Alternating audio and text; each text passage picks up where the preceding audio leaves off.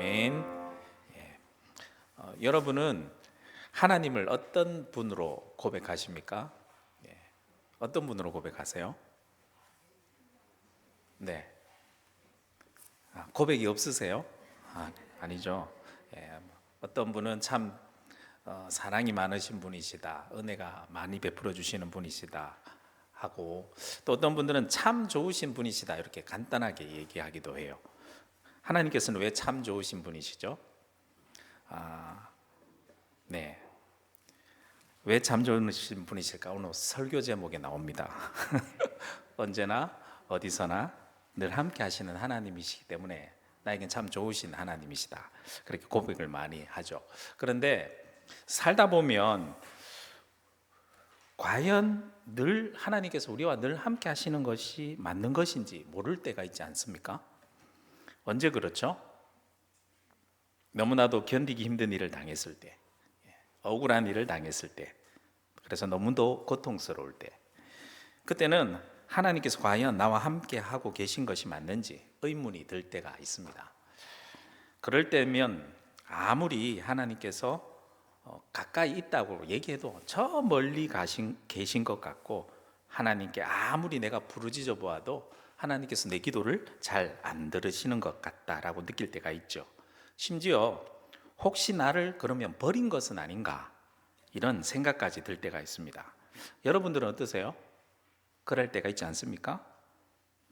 이럴 때는 언제나 어디서나 늘 함께 하시는 하나님에 대한 오늘 이 말씀을 읽으면 참 힘이 되고 위로가 되는 말씀이 되기도 합니다. 그런데 말입니다, 살다 보면 또 이럴 때가 있지 않습니까? 늘 함께 하시는 하나님이신 줄은 알겠어요.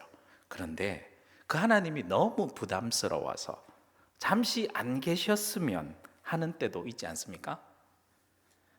이 순간만큼은 하나님께서는 좀 몰랐으면 좋겠다 하는 때가 있고, 다른 곳은 몰라도 이곳에서만큼은 하나님 좀 잠시 안 계셨으면 좋겠다, 그렇게 생각할 때가 있지 않습니까? 언제 그런 생각이 들던가요? 그건 분명 내가 하나님이 싫어하실 무슨 어떤 짓을 벌리려는 마음이 있을 때, 그때가 아니겠습니까? 그건 분명히 죄와 관련된 일입니다. 그렇다면 여러분, 앞의 상황과 뒤의 상황 중에 어느 것이 더 안 좋을까요?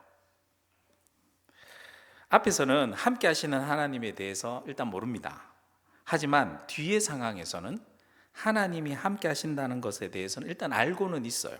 하지만 알면서도 죄를 짓게 된다면 그것보다 더 좋지 않은 것은 없죠. 차라리 모르면 알아갈 수 있는 기회라도 있어요. 그런데 알면서도 내가 모른 채 한다는 것은 그 기회마저 날려버리게 되는 거죠. 그래서 더 좋지 않습니다. 이런 상황에선 오늘 말씀이 경계의 말씀이 되고 우리를 죄에서 지켜주는 그러한 말씀이 됩니다. 오늘은 이 시편 139편 앞부분의 말씀인데요, 이 말씀을 가지고 앞에 두 가지 상황의 사람을 염두에 두고 각 상황에 있는 사람들에게 오늘 말씀이 각자에게 어떤 은혜의 말씀을 주시는지, 또 어떤 경계의 말씀을 해주시는지 오늘 본문에 나오는 세 가지 내용을 중심으로 각자의 상황에서 한번 살펴보도록 하겠습니다. 첫 번째 내용은요, 하나님은 나의 모든 것을 아신다라는 내용이에요.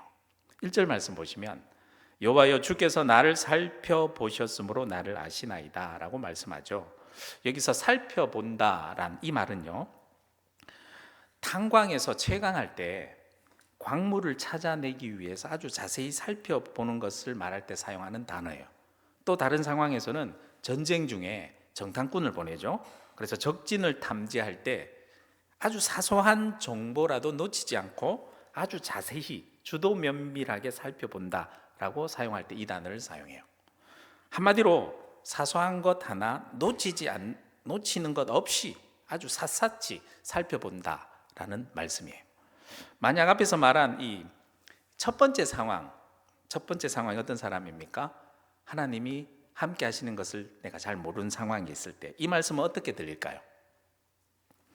하나님이 멀리 계셔서 내 상황을 전혀 모르실 것 같고 나의 고통과 억울한 사정을 전혀 모르실 것 같았는데, 오늘 말씀 1절 말씀, 하나님께서 지금 내가 당하고 있는 모든 고통과 억울한 사정을 내가 차차 다 살펴보고 계신다, 또 그걸 안다라고 말씀하시니까 어떻게 되죠? 정말 은혜의 말씀으로 다가오죠. 여기서 안다, 이 야다라는 단어도요, 그냥 단순히 정보를 아는, 지식적으로 아는 것에 그치는 것이 아니에요. 직접 경험한 것에서 나오는 나의 모든 슬픔과 고통을 모두 다 알고 공감하고 계신다라는 말씀이에요. 반면 두 번째 상황의 사람이라면 어떨까요? 함께 하심을 알지만 피하고 싶어하는 사람일 경우, 이 말씀이 어떻게 다가올까요? 모든 것을 내가 다 안다 할 때 뜨끔하지 않을까요? 제발 이것만은 몰랐으면 하는 것을 하나님께서 다 샅샅이 살펴보고 계시고 이미 다 알고 계신다라고 하면 어때요? 뜨끔하죠. 무엇을 알고 계신다 하시는지 더 말씀을 자세히 볼까요? 2절 말씀에 보면 주께서 내가 안고 일어섬을 아시고 멀리서도 나의 생각을 밝히 아시오며 라고 말씀합니다.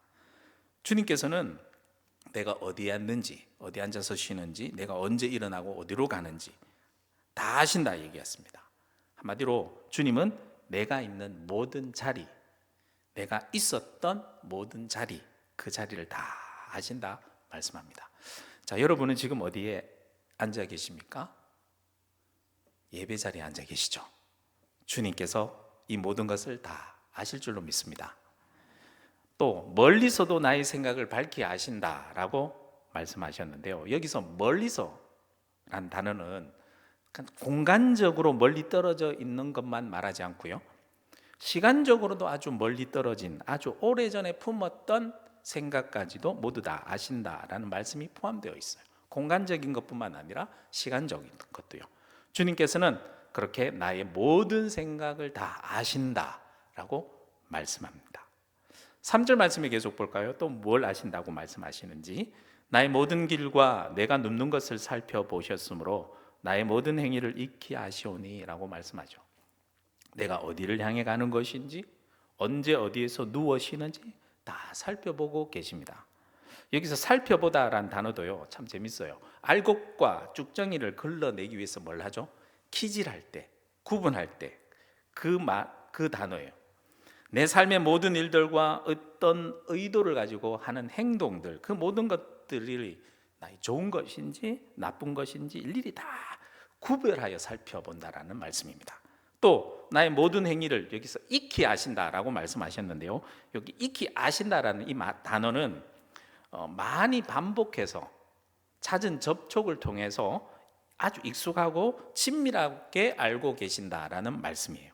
하나님은 그렇게 나의 모든 행위를 아주 익숙하게 알고 계신대요. 나의 습관들, 나의 행동, 내가 삶의 방향, 삶의 의도, 그것뿐만 아니라 내가 주로 어떨 때 피곤해하는지, 그리고 어떻게 피곤함을 느끼고 어디에서 쉬며 어떻게 쉬는지, 나의 행동 하나하나, 습관들 하나하나, 삶의 모든 행위들 하나하나 그렇게 모두 다 익숙하게 아신다라고 말씀하고 있습니다. 4절 말씀 보니까 또 이것을 아신다고 얘기하십니다. 여호와여 내 혀의 말을 알지 못하시는 것이 하나도 없으시니이다. 하나님께서는 내 모든 행위뿐만 아니라 나의 무엇요? 말, 하는 모든 말을 다 아신다고 말씀합니다. 내가 하는 말뿐만 아니라 심지어 내 마음속에 담아둔 말, 입술로 나오지 않는데 마음속에 담아둔 말까지 다 아신대요. 그래서 세 번역에 보면 이렇게 번역해 놓았어요. 내가 혀를 놀려 아무 말 하지 않아도 주님께서는 내가 하려는 말을 이미 다 알고 계십니다. 내가 말할 때뿐만 아니라 심지어 말하지 않고 침묵하고 있을 때, 그때도 내 마음속으로 하는 그 말까지, 또 심지어는 내 혼자 말까지 다 듣고 알고 계신다라고 말씀합니다. 정리해보면 뭐죠? 하나님은 나의 마음, 나의 말, 행위, 생각, 의지, 삶의 방향 모두, 나의 전반적인 모두를 다 알고 계신다라고 합니다. 자, 그렇다면 하나님께서 이 모든 것을 알고 계신다는 이 말씀이 앞에서 말한 첫 번째 상황, 하나님이 함께 하심을 잘 모르는 사람에게 어떤 말씀이 되죠? 힘이 되고 위로가 되지 않을까요? 지금 내가 겪고 있는 힘든 상황, 고난, 아프고 힘든 그런 마음, 너무 힘들어서 때로는 기도조차 되지 않을 때 하나님께서는 그 모든 것을 다 아신다. 그 자리에 내가 어디에 있었고, 그 힘들 때 내가 어디에 있었고 무엇을 했는지 다 아신다. 그것을 아신다면 힘이 되지 않습니까? 위로가 됩니다. 하나님이 아신다면 견딜 수가 있죠. 반면 두 번째 종류의 사람은 어떨까요? 하나님 함께 하심을 알지만 잠시 피하고 싶어하는 사람 어떨까요? 하나님이 함께 하심을 알면서도 내 욕심에 이끌려서 죄의 유혹에 이끌려서 잘못 가려고 했던 나의 발걸음을 흠칫하면서 멈추게 되지 않을까요? 나의 잘못을 깨닫게 되고 잘못된 행위를 깨닫게 하여서 죄의 길에서 돌이킬 수 있도록 도와주는 말씀이 오늘 말씀입니다. 하나님의 눈치를 보게 되는 거죠. 하나님의 눈치를 본다는 것 은혜입니다. 하나님의 눈치를 전혀 살피지 않고 눈치 없이 제 멋대로 산다는 거 그거 좋은 것 아닙니다. 하나님의 눈치 보지 않고 제 멋대로 살아간다면 결국 어떻게 되죠? 죄악에 빠지게 되고 그러다가는 결국 하나님의 심판으로 멸망해버리고 말게 되죠. 그런 의미에서 우리가 하나님의 눈치를 보고 산다는 거 은혜인 줄로 믿습니다. 예레미야가 그래서 이렇게 경고하고 있지 않습니까? 예레미야 17장 9절에서 10절 말씀에 보면 이렇게 말씀합니다. 만물보다 거짓되고 심히 부패한 것은 마음이라. 누가 능히 이를 알리오마는 나 여호와는 심장을 살피며 폐부를 시험하고 각각 그의 행위와 그의 행실대로 보응하나니. 하나님께서 우리의 말씀으로 우리를 지켜주세요. 그래서 하나님께서는 하나님의 말씀을 통해 우리에게 하나님의 눈치를 살피며 살게 해주셨어요. 내가 품은 마음, 생각, 말, 행동 등 나의 삶의 모든 선택들이 과연 하나님이 기뻐하시는 일일까? 눈치를 보게 되죠. 혹시 하나님이 싫어하는 것은 아닐까? 눈치를 보게 되죠. 눈치를 살피는 거 이거 은혜입니다. 하나님의 눈치를 살피며 살아가는 거 복된 삶입니다. 여러분 하나님의 눈치를 많이 살피면서 살아가길 소망합니다. 두 번째는 어떤 내용이냐? 하나님의 생각과 계획을 우리 모두 다 알 수 없다라는 내용입니다. 6절 말씀 볼까요? 먼저 이 지식이 내게 너무 기이하니 높아서 내가 능히 미치지 못하나이다 라고 말씀하죠. 하나님께서 모든 것을 다 알고 계신다는 이 깨달음이 내게 너무 기이하고 높다라는 말씀입니다. 이 기이하다 이 말은요 경이롭다, 즉 불가사의하다라는 뜻이에요. 그리고 높다라고 했는데요, 이 높은 것도 인간이 도저히 도달할 수 없는 그러한 높이 정도로 높다라는 것을 말합니다. 그리고 내게로부터 너무 기이하다, 내게서 능히 높다 이 말, 내게로부터란 분리와 이탈과 구분, 구별에 하는 히브리 단어가 있는데 민이라는 단어가 있는데요, 이 단어를 일부러 사용한 것을 보면 하나님이 하시는 일을 인간이 도달할 수 있는 어떤 차원을 넘어서는 분명한 차이가 있음을 나타내고 있습니다. 우리는 하나님이 하시는 일을요 도저히 이해할 수 없습니다. 이해할래 할 수가 없습니다. 아무리 성경을 내가 많이 알고 신학 박사가 되어도요 하나님을 하시는 일 완벽하게 알 수 없습니다. 이러한 깨달음이 만약 첫 번째 상황, 조금 전에 말씀드렸던 하나님의 함께 하심을 내가 잘 모르겠다는 사람들에게는 이 말씀이 어떻게 다가올까요? 도무지 알 수 없는 하나님의 일이라면 겸허히 받아들일 수 있는 용기를 우리에게 줍니다. 도무지 이해되지 않는 고난의 상황 앞에서 그 고난을 억지로 이해해 보려고 하다가는요 오히려 우리가 더 힘이 빠져버려요. 오히려 그 때문에 더 시험에 들어요.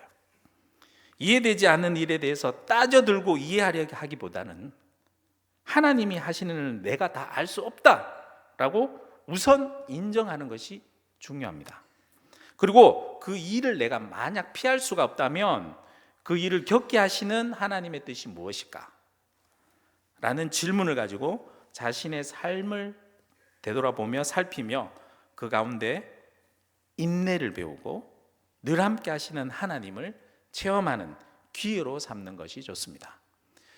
욥기서를 보면 욥과 세 친구가 욥이 당한 고난에 대해서 아주 긴 내용의 대화를 나누죠. 욥도 그렇고 친구들도 그렇고 고난에 대해서 해석해 보려고 했었어요. 그런데 해석이 됩니까? 아니죠. 결국 욥기의 결론은 어떻게 되죠? 해석으로 끝나는 것이 아니라 하나님과의 만남으로 결론이 납니다.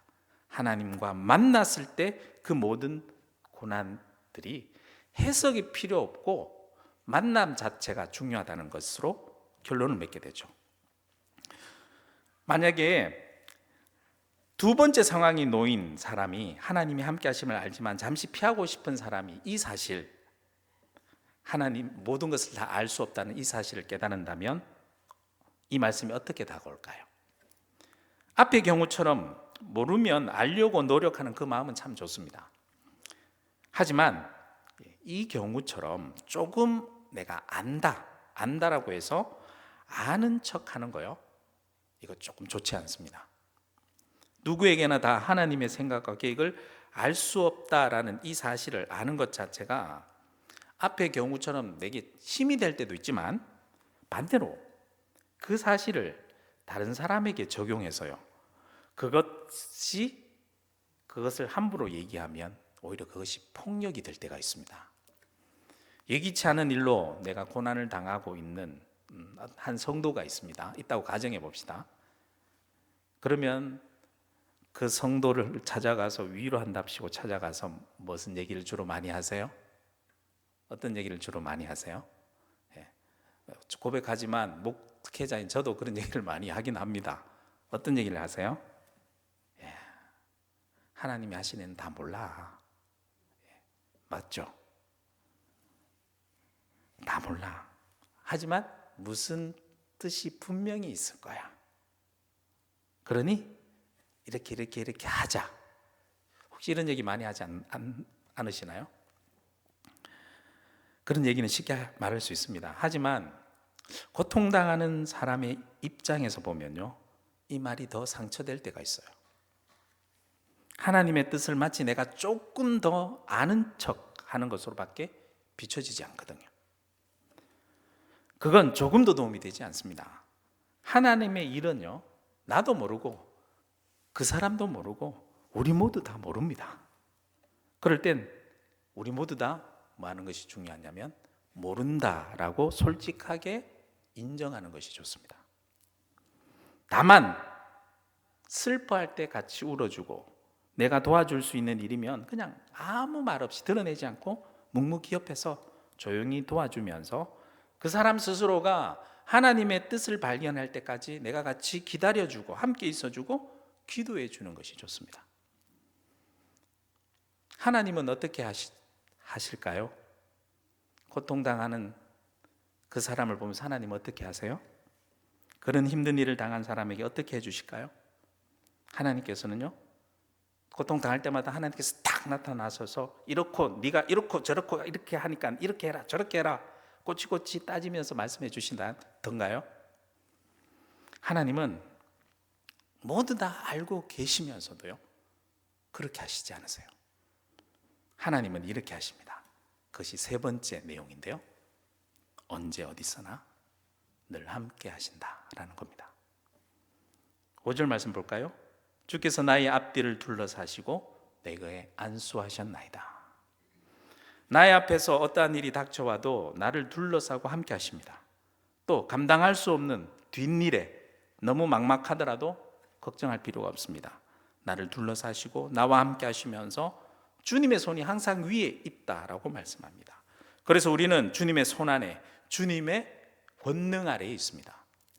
주님의 손은 미치지 않는 곳이 어디에도 없습니다.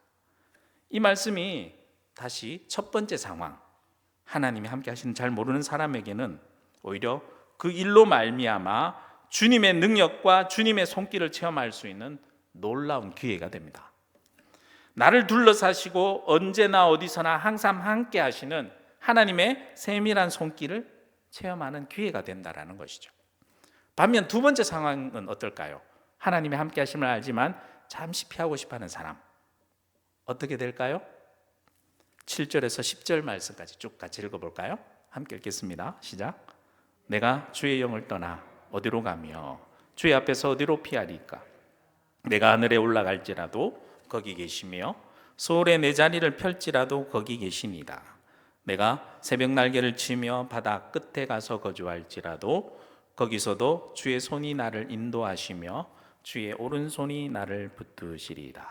아멘. 주님의 손길을 피할 곳은 그 어디에도 없습니다. 내가 하늘 끝까지 올라가 봐도요, 주님이 거기 계세요. 땅속 깊은 곳에 내가 아무리 숨어 보아도, 심지어 말씀 보듯이 스올에까지, 지옥 같은 곳까지 내가 떨어진다 하더라도 그곳에 주님이 계세요. 9절 말씀에 보면 재미있는 표현이 나오는데, 새벽 날개치며 바다 끝에 거주한다라는 표현이 나오죠.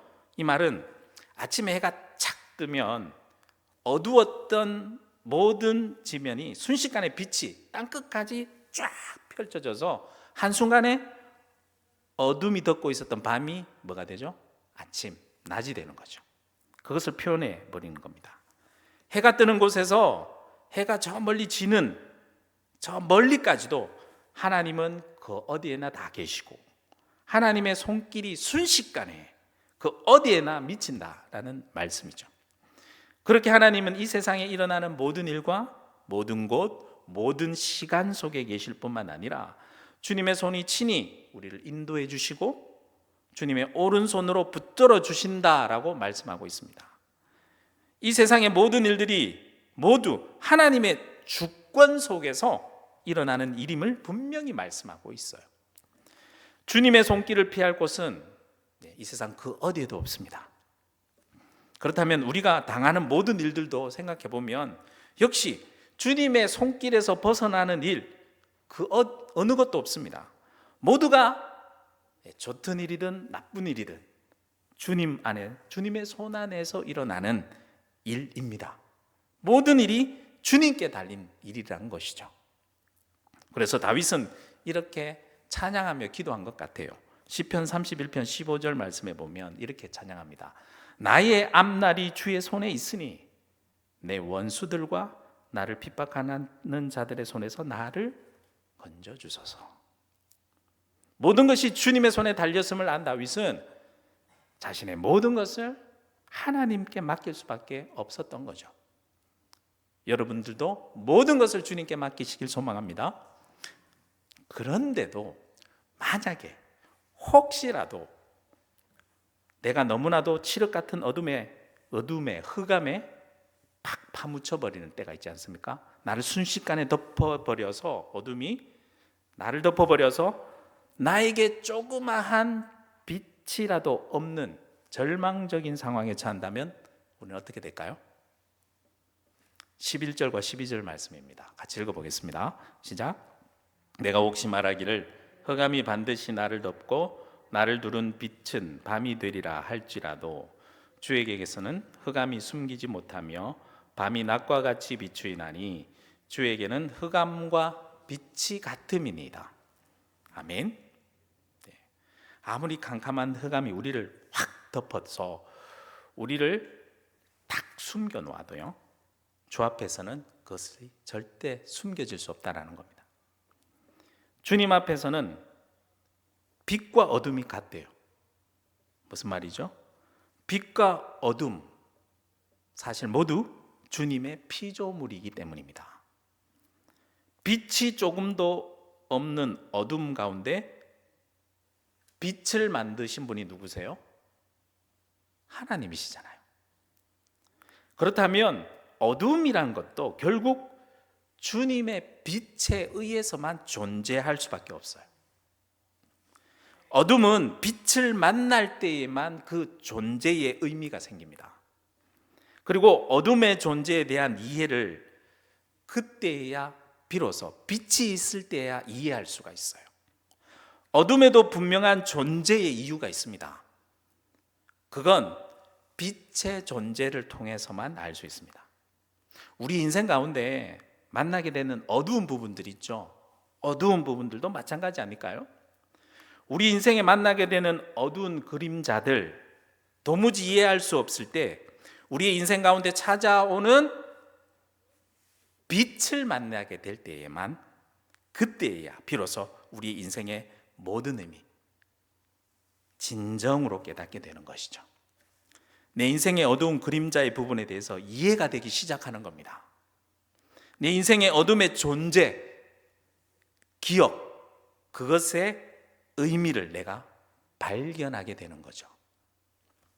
중요한 것은 지금 내가 빛이나 캄캄한 어둠, 그 어느 상황에 있다 하더라도 우리 하나님은 언제 어디서나 늘 나와 함께 하신다는 사실을 잊지 마시기 바랍니다. 하나님이 늘 나와 함께 하시기에 나의 인생 가운데 빛이 되시고요, 그 빛으로 말미암아 나의 인생의 어둠까지도 그 의미를 발견하게 되고 그 존재 이유를 깨달을 수 있게 되는 것입니다. 우리 인생은 빛을 만나게 될 때에 우리 인생의 어둠까지도 빛날 수 있습니다. 하나님 앞에서 빛과 어둠은 같은 겁니다. 그 빛이 바로 누굴까요? 예수 그리스도입니다. 그 예수 그리스도께서 마태복음 28장 20절 말씀해 보면 이렇게 말씀하지 않아요? 볼지어다 내가 세상 끝날까지 너희와 항상 함께 있으리라 말씀하셨잖아요. 우리 인생 가운데 빛으로 언제 어디서나 항상 함께 있을 것이다 라고 약속하신 그분 예수 그리스도가 우리와 함께 하십니다. 독일의 유명한 신학자 폴 틸리히라는 사람이 있어요. 이 사람은 하나님을 뭐라고 말했냐면 하나님은 존재 자체다라는 말을 한 적이 있어요. 하나님이 어떤 존재물이 아니라 존재를 창조하신 존재 자체다라고 말씀하신 건데 어려운 말이죠. 이 말을 한 근거가 출애굽기의 말씀에 보면 하나님 자신에 대해서 이렇게 말씀하셨어요. 어떻게 말씀하셨죠? 나는 스스로 있는 자다라고 말씀하셨어요. 그래서 이 말을 근거로 하나님은 어떤 존재물이 아니라 존재 자체다라고 말씀하신 거거든요. 말이 어려워서 다른 내용을 소개해드리면 김용규라는 사람이 쓴 하나님에 대해서 쓴 신이란 책이 있어요. 두꺼운 책이 있는데 그 책에 보면 그는 하나님에서 이렇게 얘기해요. 하나님은 인간과는 전혀 달라 인간으로서는 상상조차 할 수 없는 존재입니다. 하나님은 세상의 모든 존재물과 존재하는 것과 같은 의미로 존재하지 않습니다. 창조주기 때문에 그렇다는 얘기죠. 그리고 이 얘기를 해요. 하나님은 무엇으로 존재하지 않고 그저 존재합니다. 어디에 존재하지 않고 어디에나 존재합니다. 언제 존재하지 않고 언제나 존재합니다. 말씀 이해되십니까? 하나님은 무엇으로 존재하시는 분이 아니에요. 무엇으로 존재하면 우상이 돼버려요. 하나님은 언제 어디서나 늘 함께 우리를 위해서 존재하십니다. 존재 자체이신 하나님께서 우리가 이 세상에 진정으로 존재할 수 있도록 우리와 항상 함께 해주세요. 왜 하나님은 우리가 이 세상에 진정으로 존재할 수 있도록 그렇게 항상 함께 하실까? 우리가 무엇이길래 그렇게까지 하실까요? 욥도 이렇게 고백했습니다. 욥기 7장 17절에서 18절 말씀해 보면 사람이 무엇이기에 주께서 그를 크게 만드사 그에게 마음을 두시고 아침마다 권징하시며 순간마다 단련하시나이까. 다윗도 이렇게 고백하죠. 시편 8편 4절 말씀해 보면 사람이 무엇이기에 주께서 그를 생각하시며 인자가 무엇이기에 주께서 그를 돌보시나이까. 내가 누구길래요? 여러분들은 누구길래요? 요즘 새벽 기도회 묵상 말씀이 어디 말씀이죠? 안 보시는 분들은 모르실 겁니다. 어디 말씀이죠? 예, 신명기 말씀이에요. 신명기 말씀을 묵상하고 있는데 지나간 말씀에 보면 거기 답이 나와 있더라고요. 신명기 7장 13절 말씀에 보면 이런 말씀이 있습니다. 곧 너를 사랑하시고 복을 주사 너를 번성하게 하시되. 하나님께서는요, 우리를 너무 사랑하셔서 우리가 잘 되게 하시려고 언제 어디서나 우리와 늘 함께 하시려고 예수 그리스도를 우리에게 보내주셨습니다. 요한복음 3장 16절은 그래서 이렇게 말씀하죠. 하나님이 세상을 이처럼 사랑하사 독생자를 주셨으니 이는 그를 믿는 자마다 멸망하지 않고 영생을 얻게 하려 하심이라. 그 예수님께서 지금 이 순간에도 우리와 함께 하십니다. 아일랜드의 수호 성자 성 페드릭이라는 사람이 있는데, 이 사람이 쓴 페드릭의 흉배라는 기도문이 있어요.